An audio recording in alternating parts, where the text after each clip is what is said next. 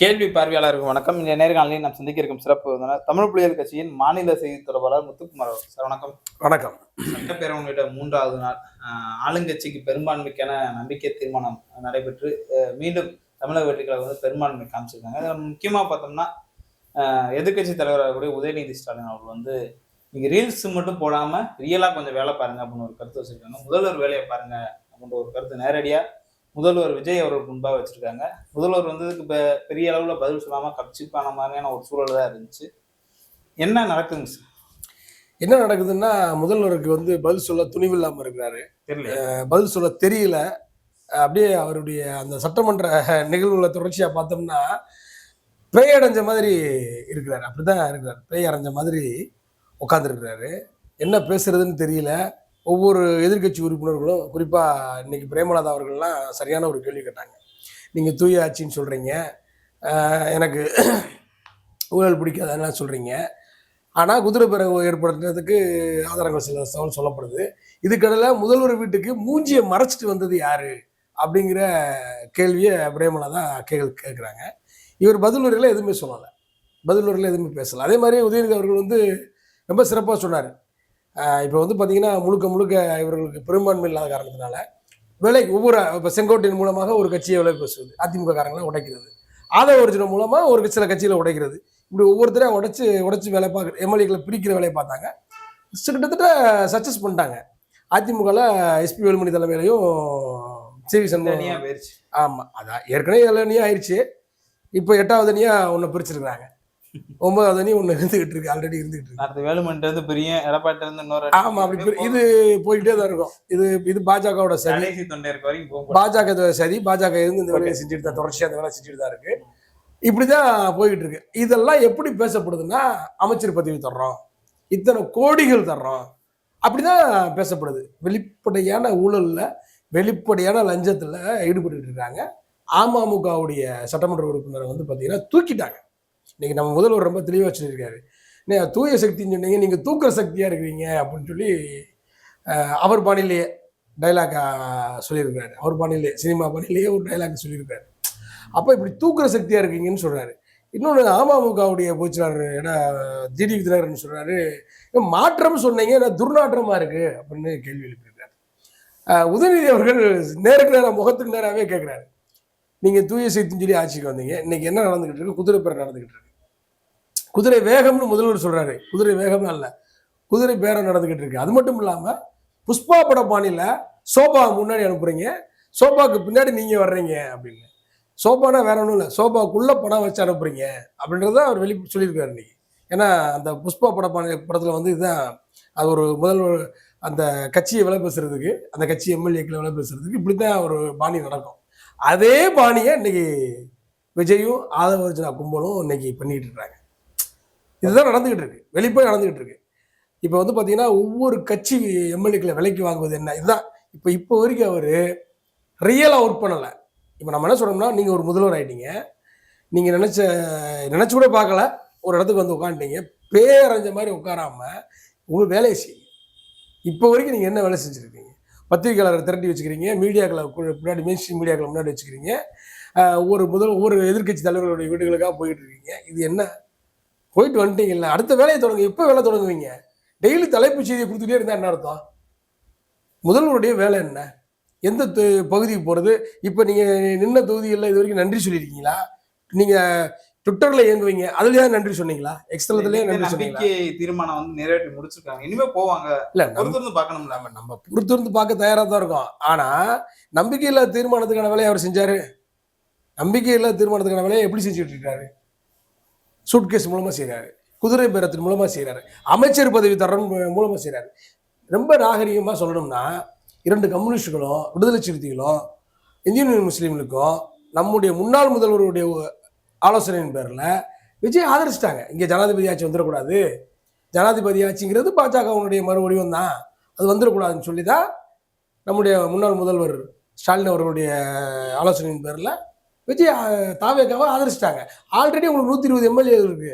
இதுக்கு மேலே நீங்கள் ஏன் அமமுக விலை பேசுறீங்க, அதிமுக விலை பேசுறீங்க, அமைச்சர் பதவி தரணும்னு ஆசை காட்டுறீங்க, அப்ப அமைச்சர் பதவி கொடுத்தா நம்ம என்ன கேட்கிறோம்னா, நீங்க தூய சக்தின்னு சொன்னீங்கல்ல, ஏற்கனவே செங்கோட்டனை சேர்த்துட்டீங்க. அவர் தூய சக்தியா அப்படின்றத நீங்க பரிசீலனை பண்ணணும், யோசிக்கணும். ஆதவர்ஜுனா தூய சக்தியா, நிர்மல்குமார் தூய சக்தியா, அருண்ராஜ் தூய சக்தியா, வெங்கட்ரமணன் தூய சக்தியா? சரி, இப்ப நீங்க கூப்பிடுறீங்களே வேலுமணி, அவர் தூய சக்தியா? அவர் மேல என்ன ஊழல் வழக்கு இருக்கு? சிவி சண்முகம் குத்தாட்டம் போட்டவர், கூவத்தூர்ல குத்தாட்டம் போட்டவர், நயன்தாராவை கேட்டாரு. வெளிப்படையா பத்திரிகையாளர் முன்னாடி என்ன கேட்டா முதல்வர் தருவார், எனக்கு நயன்தாரா தருவார் கேட்டால் கனவை சொல்லுங்கள். அப்ப ஆமா, அப்ப இப்படிப்பட்ட நபர்களை நீங்க ஏன் தூய சக்தியார நீங்க ஏன் கூப்பிடுறீங்க? அப்ப என்ன நோக்கம்? ஆட்சியை காப்பாற்றணும். அப்ப ஆட்சி என்ன எதுக்காக காப்பாற்றணும்? மக்களை காப்பாத்துறதுக்காகவா? மக்களுக்கு பணி செய்யவா? சரி, மக்களுக்கு பணி செய்யறதா இருந்தா நீங்க யாரை கூப்பிட்டுருக்கணும்? உங்களுக்கு தான் 2 கம்யூனிஸ்டுகள் வந்துட்டாங்களே, விடுதலை சிறுத்தைகள் ஆதரவு கொடுத்தாங்களே, அப்புறம் மறுபடியும் ஏன் பேரம் பேசிக்கிட்டு இருக்கீங்க? நீங்க எங்க மக்கள் வேலை பாக்குறீங்க? இல்ல, பெரும்பான்மை அவங்களுக்கு தேவைப்படுதுல, அவங்க என்னைக்கு வேணா பிச்சுக்கிட்டு போயிடுவாங்க. நம்ம என்ன கேட்கறோம்னா, பெரும்பான்மை தேவைப்படுது, அவர்கள் மீது உங்களுக்கு நம்பிக்கை இல்லைன்னா அதை வெளிப்படையா சொல்லுங்க. நம்பிக்கை இல்லை, நாங்கள் வெளிப்படையா மற்ற கட்சிகளை பூரா பேரம் பேசுறோம்னு சொல்லுங்க. பேரம் பேசுறோம்னு சொல்லுங்க. அவங்களுக்கு இத்தனை கோடி கொடுத்தோம்னு சொல்லுங்க. தூய சக்தி தானே நீங்க. இத்தனை கோடி கேட்கறாங்கன்னு சொல்லுங்க, அமைச்சர் பதவி கேட்கறாங்கன்னு சொல்லுங்க, மக்கள்கிட்ட அம்பலப்படுத்துங்க. இருக்கு உண்மையிலே டிடி தினகரன் சொன்னதை விட துர்நாற்ற சக்தியா இருக்கு. விஜய் தாவேகா துர்நாற்ற சக்தியா இருக்கு. இன்னைக்கு அம்பலப்பட்டு மக்கள்கிட்ட அம்பலப்பட்டு போயிட்டு இருக்காங்க. பெரும்பான்மை இல்லை அப்படின்றது. அதாவது திமுக தேவை, நீங்க முதல்வர் ஆயிட்டீங்க. திமுகவுடைய கூட்டணி தேவை, நீங்க முதல்வர் ஆயிட்டீங்க. நீங்க வேலையை செய்யுங்க, மக்கள் பிரச்சனையை கையில் எடுங்க. இப்போ டாஸ்மாக் 717 ஏற்கனவே கல்லூரி முன்பாக, பள்ளிகள் முன்பாக, மருத்துவமனை முன்பாக, கோவில் முன்பாக இருக்கிற டாஸ்மாக்லாம் எடுக்கணும்னு சொல்லி ஏற்கனவே உத்தரவு போட்டு எடுத்துட்டாங்க. இப்போ மறுபடியும் 717 எடுக்கிறோம்னு நீங்கள் ஒரு வெறும் இது வெற்றி அறிக்கை. இந்த இன்ஸ்டாகிராம் ரீல்ஸ் போடுறதுக்காக செய்றீங்க. தயவுசெய்து இன்ஸ்டாகிராம் ரீல்ஸ் போடுறதுக்கு, ஃபேஸ்புக்கில் ரீல்ஸ் போடுறதுக்கு, எக்ஸல் ரீல்ஸ் போடுறதுக்கு, இதுக்காக வேலை செய்யாமல் மக்களுக்காக வேலை செய்யும். இல்ல, அவர் என்ன வெறுமனே ரீல்ஸ் சொல்லக்கூடாது, அது ரீல்ஸ்ல அளவுக்கு அவர் முதலமைச்சரை தேர்ந்தெடுத்திருப்பாங்க. அப்படித்தான் செஞ்சுட்டு இருக்காரு. பத்திரிகையாளர் ஊடகங்களை பின்னாடி வச்சுக்கிட்டே போய்கிட்டே ஒவ்வொரு இடமா போயிட்டு இருக்காரு. இது தினமும் செய்தியை பத்திரிகையில அது ஒரு இசையோட அவர் போயிட்டே இருக்கு. இப்படிதான் நடந்துகிட்டு இருக்கு. என்னடா ஏதோ சொல்ல வரான்னு பார்த்தா ஒன்றும் இல்லை. இவர் அங்கே போனார், இங்கே போனார், சீமானெல்லாம் போய் சந்திச்சுட்டு இருக்காரு. தம்பி என்ன தம்பி, என்ன சீமானை சந்திக்கிறதுக்கு என்ன இருக்குங்க? சீமானெல்லாம் சந்திச்சுக்கிட்டு இருக்காரு, செல்லா காசெல்லாம் சந்திச்சுக்கிட்டு இருக்காரு. முதுபெரும் ஆளுமை அவர்லாம், நீங்க அப்படி சொல்லக்கூடாது. தொடர்ந்து முதுகெலும்பு போன ஆளுமை அவரு, முதுகெலும்பு போன ஆளுமை. ஒரு தொகுதியில கூட டெபாசிட் அவரே டெபாசிட் வாங்கல. அப்ப அவரெல்லாம் போய் சந்திச்சுட்டு இருக்காரு. என்ன காரணம்? வெளிப்படையா சொல்லுங்க. பிஜேபி என்னை மிரட்டுதுன்னா பிஜேபி என்னை மிரட்டுதுன்னு சொல்லுங்க. சிபிஐ வழக்கு பத்தி மிரட்டு ஏன் பேய் அறிஞ்ச மாதிரி உட்காந்துருக்கீங்க? சட்டமன்றத்துல எதிர்கட்சிகளுடைய கேள்விகளுக்கு பதில் சொல்லணும். எந்த கேள்விக்குமே பதில் சொல்லலாம். ஆட்சிக்கு ஒரு முதல்வர் பதவியேற்ற 3 நாள் அதுக்குள்ள ஒரு நெருக்கடி சரியா இருக்குமா? அவருக்கு பல்வேறு 3 நாட்கள்ல எவ்வளவு பெரிய மோசடியில் ஈடுபட்டிருக்காரு. ஜோதிடரை அவரு ஆலோசகரா நியமிக்கிறார், சிறப்பு அதிகாரியா நியமிக்கிறார். இது எப்படி சரியா இருக்கும்? தமிழ்நாடு எப்படிப்பட்ட மண்? ஜோதிடத்துக்கு குறிப்பா பாத்தீங்கன்னா ஒரு மதவாதத்துக்கு எதிரான மண்ணு. இங்க மதவாதத்துக்கு எதிரான ஆட்சி தான் இருக்கும். மதவாத ஆட்சி நாங்கள் செய்ய மாட்டோம்னு சட்டமன்றத்தில் இன்னைக்கு அறிவிச்சிருக்காரு. அப்புறம் ஏன் ஜோதிடர் நீங்க அறிவிக்கிறீங்க? ஜோதிடர்ன்றது யாரு? அவர் ஜோதிடர்? அது ஒரு மதவாதி தானே. அப்ப அறிவியலுக்கு முரணான ஒரு ஆளை ஏன் நீங்க சிறப்பு அதிகாரி நியமிக்கிறீங்க? உங்களுக்கு ஆலோசனை நியமிக்கிறீங்க, உங்க பக்கத்துல வச்சுக்கோங்க, நீங்க ஆலோசனை பெற்றிருக்கீங்க. அவரை ஏன் அது சிறப்பு அதிகாரி நியமிக்க வேண்டிய அவசியம் என்ன? அப்ப நீங்க எவ்வளவு கேவலமான ஆட்சி நடத்திட்டு இருக்கீங்க. 3 நாள்லயே நீங்க, அதாவது முதல்வர் சொன்னது மாதிரி தான், ஸ்டார்டிங்கே சரியில்லையே, தொடக்கமே மோசமா இருக்கு, தொடக்கமே அவலமா இருக்கு, கேவலமா இருக்கு, தொடக்கமே கேவலமா இருக்கு. தமிழ்நாட்டுக்கு தலைகுனிவு ஏற்படுத்திட்டு இருக்கீங்க. தமிழ்நாடு எப்படிப்பட்ட மண்ணு? இங்க உங்க வேட்பாளர்கள், உங்க சட்டமன்ற உறுப்பினர்கள் எல்லாம் இந்தியில பேசிக்கிட்டு இருக்காங்க. அந்த கீர்த்தனான்ற பொண்ணு இந்தியில பேசிக்கிட்டு இருக்கு. முஸ்தபா அவர் இந்தியில பேட்டி கொடுத்துட்டு கீர்த்தனா என்ன சொல்றாங்கன்னா, மாற்றுத்திறனாலே ஊனமுற்றோன்னு சொல்லி பேச. ஆமா, ஊனமுற்றோன்றாங்க. முன்னாள் முதல்வர் கலைஞர் அவர்கள் மாற்றுத்திறனாளின்னு ஒரு பேரை கொடுத்துருக்காரு. ஆனா அது அமைச்சரா பொறுப்பேற்றுக்கிட்டு நீங்க ஊனமுற்றோர்னு இழிவுபடுத்திருக்கு. அப்ப நீங்க முதல்ல உங்கள்கிட்ட இருக்கக்கூடிய சட்டமன்ற உறுப்பினர் பூராமே ஒன்றும் தெரியாத ஆட்கள். நீங்க ஏதோ உங்க முகத்துல ஒரு பொய் அவதூறு வதந்திகளை பரப்பி, பொய்யா செய்திகளை பரப்பி, நீங்க இன்னைக்கு 120 பெரும்பான்மை இல்லாத ஒரு நபரா ஒரு ஆட்சிக்கு வந்துட்டீங்க. திமுக தயவுல ஆட்சி அமைச்சிட்டீங்க. நம்ம என்ன கேட்கிறோம்னா, மக்கள் பணி செய்யுங்க. மக்கள் உங்களை 107 தொகுதியில் தேர்ந்தெடுத்தாங்க. நீங்க தொடர்ந்து ஒரு மைனாரிட்டி ஆட்சின்னு சொல்றீங்க. இது சிறுபான்மைக்கான அரசு தான் அப்படின்னு ஒரு கருத்து அழுத்தம் திருத்தமா சொல்றாங்க. இது வரைக்கும் அப்படி யாரும் சொன்ன மாதிரி தெரியல.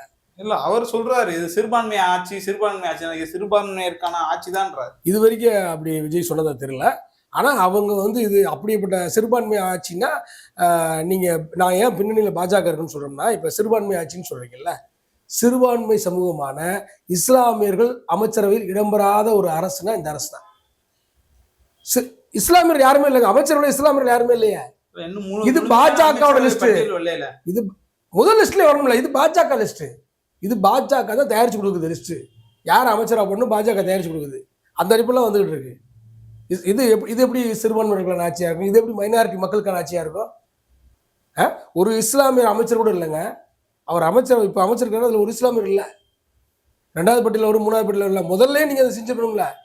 சிறுபான்மை மக்களுக்கான முக்கியத்துவம் நீங்க முதல் முறையை கொடுத்துருக்கணும்ல. அப்ப அந்த மக்கள் மீது ஏதோ வெறுப்பு இருக்கு. பாஜக விஜய காய் நகர்த்துது. குறிப்பா அவர் சிறுபான்மையினர் தான். ஆனா யாருக்கு ஆதரவானாலும் எல்முருகன் பட்டியலத்தை சமூகத்தை சேர்ந்தவர் தான். ஆனா அவர் யாருக்கானவர்? ஒரு மதவாதி, இந்துத்துவவாதி, RSS காரரு. காங்கிரஸ் கூட்டணி வச்சும் பாஜக சொல்லுவாங்களா? காங்கிரஸ் வந்து ஏமாந்து போயிருக்கு. எப்ப காங்கிரஸ விஜய் துரத்தி அடிக்க போறாருன்னு தெரியாது. தமிழ்நாட்டில் காங்கிரஸ் அனாதையாக போகுது. திமுக இன்னும் சொல்ல போனா மோடி சொன்னதே நான் ஒரு குறிப்பிடுறேன். பல முறை திமுக தான் காங்கிரஸை காப்பாற்றிட்டு இருந்துச்சு. திமுக தான் காங்கிரஸ் ஆட்சியை ஒன்றியத்தில் பாதுகாத்துட்டு இருந்தது. இன்னைக்கு வந்து பார்த்தீங்கன்னா, இன்னைக்கு இவர்களுடைய நடவடிக்கையில் இந்த தமிழ்நாட்டில் ஒரு அமைச்சர் பதவிக்காக அல்லது ஒரு நன்றி கூட சொல்லலைங்க. அறிவாலயத்துக்கு போய் காங்கிரஸ் எம்எல்ஏக்கள், வெற்றி பெற்ற எம்எல்ஏக்களோ அல்லது காங்கிரஸ் தலைவரோ போய் நன்றி கூட சொல்லலை. நேரடியாக விஜயை சந்திச்சிடுறாங்க. இவங்க இன்னைக்கு அமைச்சர் பதவிக்காக காத்து கிடக்குறாங்க. இன்ன வரைக்கும் அவங்களுக்கு அமைச்சர் பதவி அறிவிக்கலை. ஆனால் எஸ்பி வேலுமணி டீம், அந்த டீமுகளுக்கு அமைச்சர் பதவி தரப்போறதா செய்தி வருது. இவர்களுக்கு அமைச்சர் பதவி வரப்போகுது, அதில் மாற்றுக்கிறது இல்லை. ஆனால் இவர்கள் அனாதையாக்கப்படுவார்கள். விஜயால் இவர்கள் அனாதையாக்கப்படுவார்கள். காங்கிரஸ் தான் நடக்க போகுது. ஏன்னா விஜய் பின்னாடி இருக்கக்கூடிய பலரும் RSS காரர்கள், BJP காரர்கள். இன்னைக்கு நிர்மல்குமார் யாரு, அருண்ராஜ் யாரு, எல்லாமே பின்னாடி அவங்களாம் அந்த பின்னணியில் வந்தவங்க தான். இன்னும் சொல்ல போனால் அதை ஒரிஜினாவே அந்த பின்னணியில் உள்ளவர் தான். தமிழ்நாட்டில் திமுக அரசை வெளியேற்றணும், திமுக அரசுக்கு எதிராக பொய்யை பரப்பணும், அவதூறை பரப்பணும், வதந்தியை பரப்பணும். எப்படியாவது திமுகவை வீழ்த்தணும்னா அதிமுகவில் முடியாது, விஜயால வீழ்த்துங்க அப்படின்னு சொல்லி ஒரு பெரிய நெட்வொர்க் செட்டப்பில் தான் இந்த இது நடந்திருக்கு. இது நம்ம நம்ம வந்து இன்னும் சும்மா ஏதோ ஒரு அவதூறை பரப்புன்றதுக்காக சொல்லலை, பொய் குற்றச்சாட்டுலாம் சொல்லலை. ஒரு பதவியேற்பில் வந்தே மாதர பாடல் பாடுது. தேசிய கீதம் பாடியிருந்தால் பிரச்சனை கிடையாது. தமிழ் தாய் வாழ்த்து மட்டும் பாடியிருந்தால் பிரச்சனை கிடையாது. ஏன் வந்தே மாதரம் பாட வேண்டிய அவசியம் என்ன? ஒரு தவறு நடந்துச்சுன்னு அவங்க சொல்லிட்டாங்களே. தவறு எப்படி நடக்கும்? வந்தே மாதரத்தை பற்றின அந்த செய்திகள் ஏற்கனவே தேர்தலுக்கு முன்பாகவே தமிழ்நாட்டில் பெரிய சர்ச்சையாக இருக்கு. அது குறித்து மிகப்பெரிய விழிப்புணர்வு ஏற்படுத்தப்பட்டிருக்கு. அப்போ நீங்கள் அது எப்படி தவறு நடந்துருச்சுன்னா என்ன எப்படி ஏற்றுக்க முடியும்? திட்டமிட்டு நடந்த செயல் அது எப்படி தவறாகும்? கவர்னர் சொன்னா கூட இது நாங்கள் அனுமதிக்க முடியாதுன்னு சொல்லணும்ல. தமிழ்நாட்டில் கவர்னர் சட்டமன்றத்தை விட்டு ஓடின வரலாறு இருக்குல்ல, அப்படிப்பட்ட வரலாறு இருக்கு தமிழ்நாட்டுக்கு. நீங்க வரலாறை மாத்துறீங்க, மரபையே மாத்துறீங்க. தமிழ்நாட்டு மரபுக்கு எதிராக போனீங்கன்னா தமிழ்நாட்டு மக்கள் உங்களை துரத்தி அடிப்பாங்க. அது எந்த மாற்று கருத்து கிடையாது. ஓகே, இறுதி அந்த சட்டப்பேரவை விஜய் உங்களுடைய அந்த கருத்தெல்லாம் எப்படி பார்க்கலாம்? நாங்கள் வந்து குதிரை வேகத்தில் போகிறோம், குதிரை பேரம் நடத்தலை அப்படின்னு சொல்லி முடிச்சிருக்காரு. சினிமா டைலாக்கை சினிமாவோட விட்டுட்டு இங்கே வந்து நீங்கள் ரியலாக வேலை செய்யணும். சினிமா டைலாக் எழுதி கொடுக்குற டைரக்டர்லாம் கூட வச்சுக்க வேண்டிய அவசியம் இல்லை. ஜோதிடரை கூட வச்சுக்கிற மாதிரி இந்த குதிரை வேகம், இது குதிரை பேரம் இல்லை, இந்த மாதிரி டைலாக் அடிக்கிற வேலை தேவையில்லை. நீங்கள் வேலை செய்யணும். வேலை செய்கிறதுக்காக தான் உங்களை நியமிச்சிருக்காங்க மக்கள், உங்களை தேர்ந்தெடுத்திருக்காங்க. அவரே பயந்து போய் தான் 2 தொகுதியில் நின்றார். 2 தொகுதியிலும் ஜெயிச்சிட்டாரு, ஒரு தொகுதியை ராஜினாமா பண்ணியிருக்காரு. சரிங்களா? நம்ம என்ன கேட்குறோம்னா, நீங்கள் மக்களுக்கான வேலையை தொடங்குங்க. போதும். நீங்கள் டெய்லி பத்திரிகையாளர்களை கூட வச்சுக்கிட்டே ஒவ்வொரு ஆழமாக போய் அலைகிறது வைக்கிறதெல்லாம் நிறுத்திட்டு, இப்போ கேவலம் என்னன்னா, அதிமுக தலைமைக்கு அதிமுகவுக்கு எடப்பாடி அவர்கள் தான் தலைமை. அவர் தலைமையில் தான் இன்னைக்கு பிரச்சாரம் செய்து வெற்றி பெற்றிருக்காங்க. ஆனால் இன்னைக்கு வந்து பார்த்தீங்கன்னா எஸ்பி வேலுமணி தலைமையில் இருக்கக்கூடிய சிவி சண்முகத்தை வீட்டுக்கு போகிறார், முதல்வர் போகிறாரு. அப்போ இது எப்படி சரியாக இருக்கும்? எவ்வளோ கேவலமான வேலை, வெளிப்படையான மோசடியில் ஈடுபடுறாருங்க விஜய். இதெல்லாம் விட்டுட்டு நீங்கள் மக்கள் வேலையை செய்ய வாங்க. நீங்கள் சொன்ன தேர்தல் வாக்குறுதிகளை நிறைவேற்றுவதற்கு என்ன தேவை அது குறித்தான அரசு அலுவலர்கள்ட்ட, அதிகாரிகள்கிட்ட ஆலோசனை நடத்துங்க. அரசு நேர்மையான அதிகாரிகள் நியமிங்க.